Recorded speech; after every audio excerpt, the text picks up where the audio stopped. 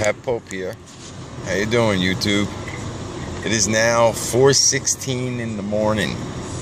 Picking up my daughter from her job over here at Denny's. You know, if you can see that. I hope you can see that, because I can't see what I'm taking. Oh, there we go. And she works at this restaurant waiting tables. And her car is broke. So I'm over here picking her up at 4:16 in the morning. Yep, just wanted to venture some times in my life. You know, I don't sleep hardly all night anyway, so I guess it don't matter. And we got some goodly snow. You look over this way, you'll see the snow piles. The streets are really treacherous in most places. You see the mound of snow over there. I think you can get it. You see it. And yeah, she wouldn't want to drive in this anyway. So I just figure, maybe I'll shoot a little video while I'm out here in this crap.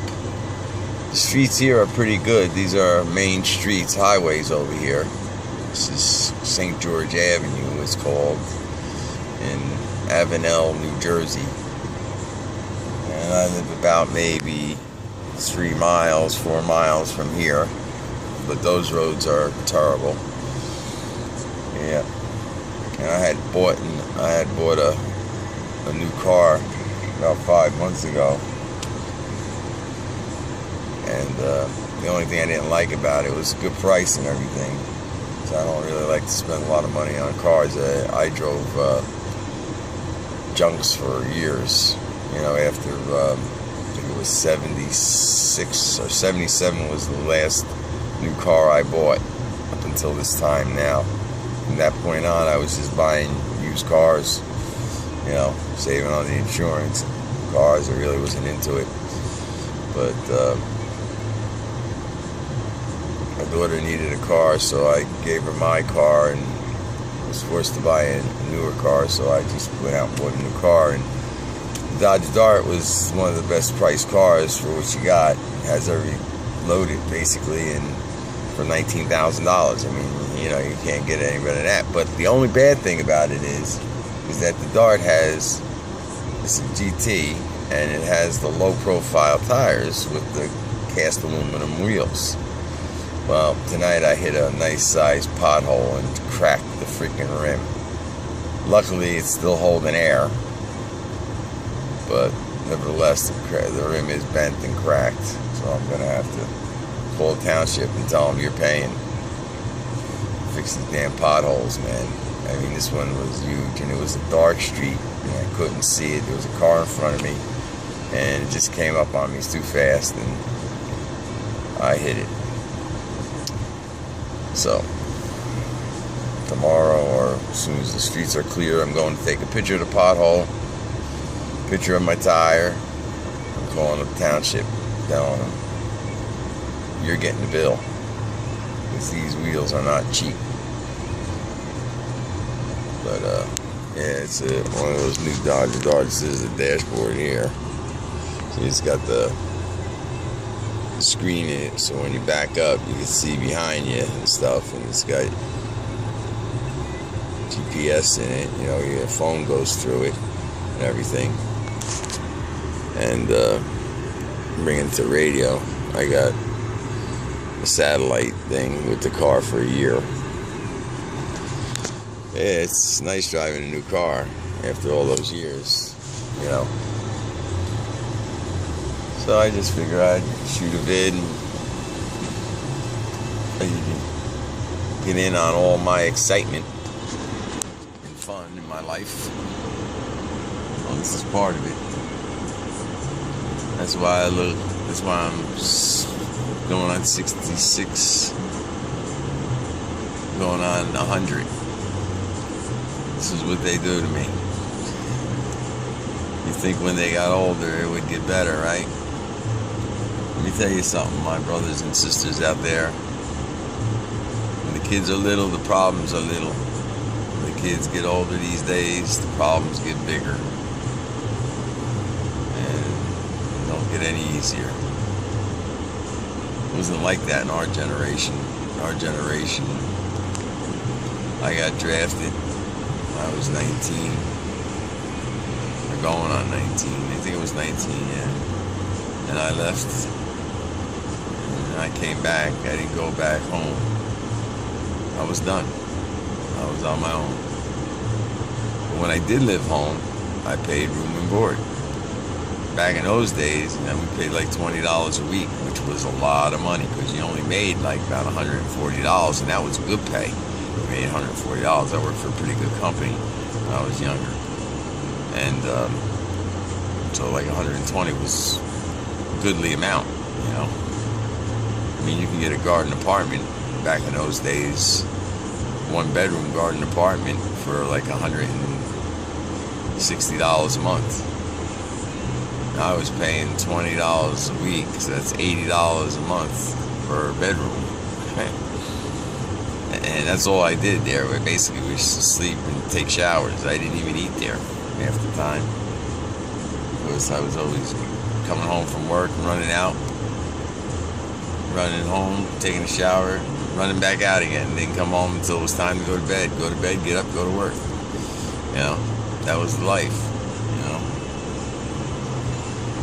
Pay for your own car, pay for everything your own, you know, everything. Not like today. A lot of kids are just, not all of them. There are a small percentage out there that still are, you know, pretty good, but most of them, you got the parents bogged down with college and tuitions and all that, thousands of dollars. That, and if they don't go to college, they're supporting them, you know, while they bounce from job to job. Whatever the case may be. And then they have kids, and then you get stuck raising them, you know, because, you know, my daughter married a guy who's not the brightest crayon in the box, let's put it that way. He thinks he could live in people's rent houses and stuff for nothing, you know, and people are going to let him live in their houses for nothing. I don't know where he gets that idea from, but that's the way it's been the last 17, 18 years, whatever it is. Because my oldest grandchild is 18 years old. She's a girl. But, yeah, it's the way it is today, man. It's a cruel world out there. It ain't like it used to be.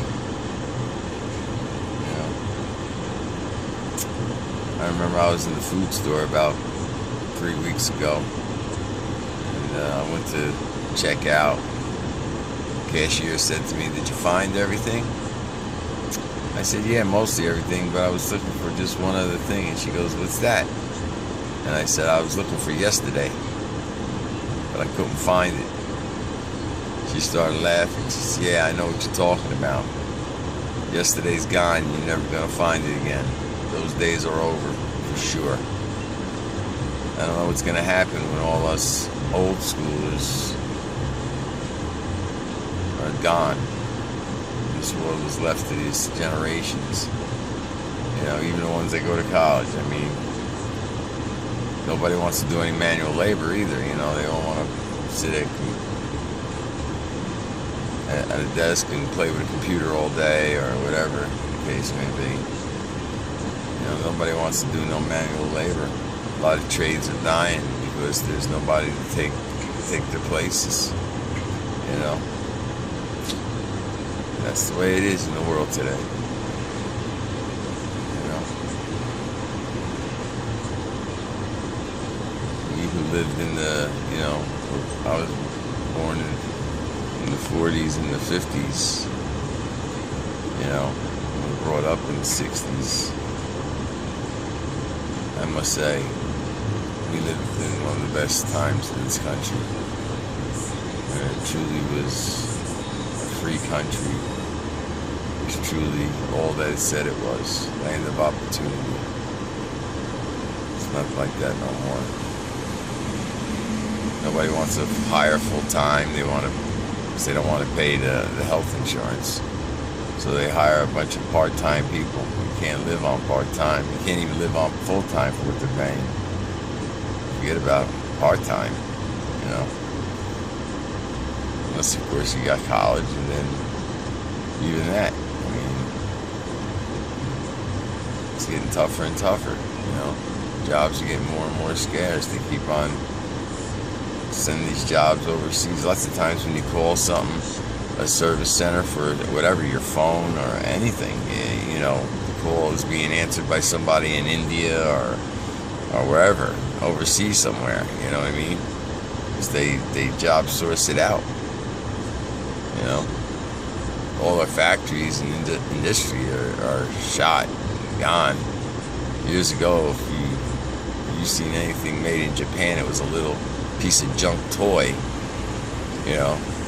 It said made in Japan, and you knew it as soon as you looked at it. You didn't even have to look at the label. You knew it was made in Japan. And everything else was made in the United States. We made everything. Now we make nothing. You know, I mean, to get by something that's made in the United States today is like, whoa, this is made in the United States, you know. My brother telling me, you know, like, you know, I'm a biker, and we ride, you know, I rode Honda for a while, and I had Harleys most of the time, you know. My last 3 bikes were Harleys.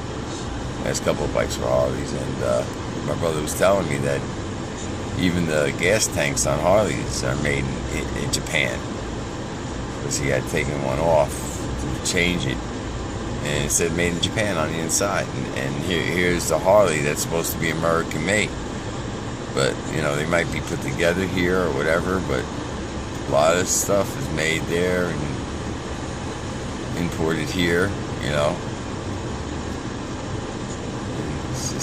It's not the same country it used to be. Well, here comes my daughter, and I'll be moving on. And you know, I got 12 minutes up, so you guys, God bless, and thank you for helping me kill the time waiting for her. It's great talking to you guys.